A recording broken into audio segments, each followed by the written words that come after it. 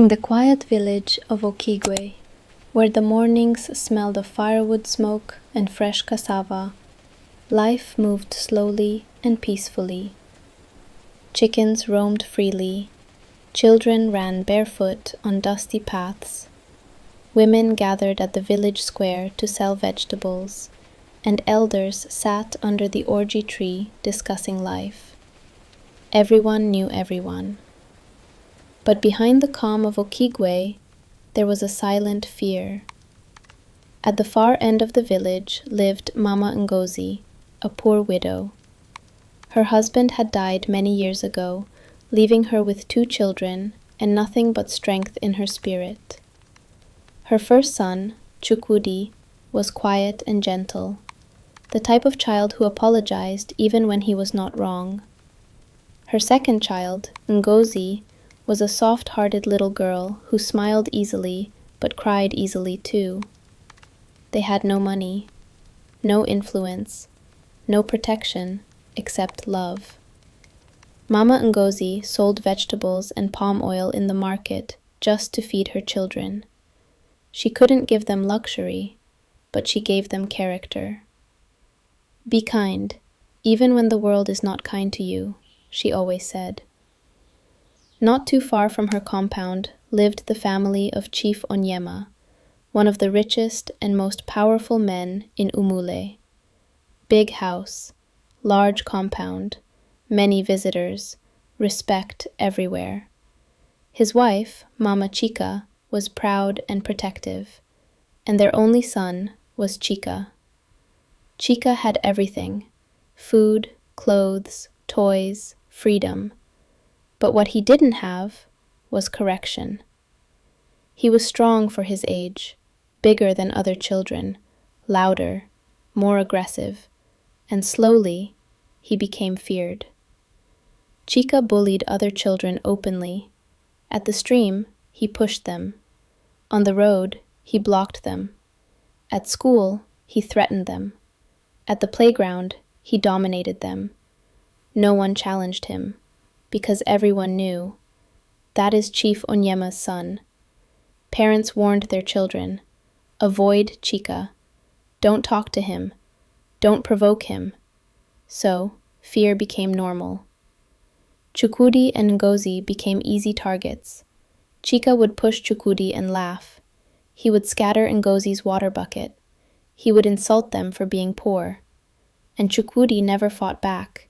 He only said, "Please, we just want peace." Ngozi began to fear the village roads. She stopped smiling. She started clinging to her brother. Mama Ngozi noticed the change, but she didn't know the depth of the pain.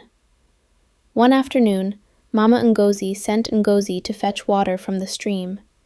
As usual, Chukwudi followed her. On their way back, Chika appeared. He was eating sugarcane. He blocked the narrow village path. "Drop that bucket," he said. Chukwudi tried to move around him. Chika pushed him down. Ngozi screamed. Water spilled. The bucket rolled into the bush. Ngozi fell and scraped her leg. She cried loudly.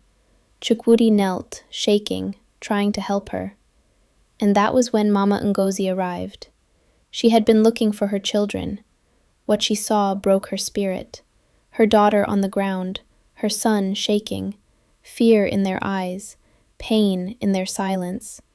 She didn't scream, she didn't fight, she knelt and cried. Not normal crying, the kind of cry that comes from a broken soul. God, what have I done to deserve this? Is poverty now a crime?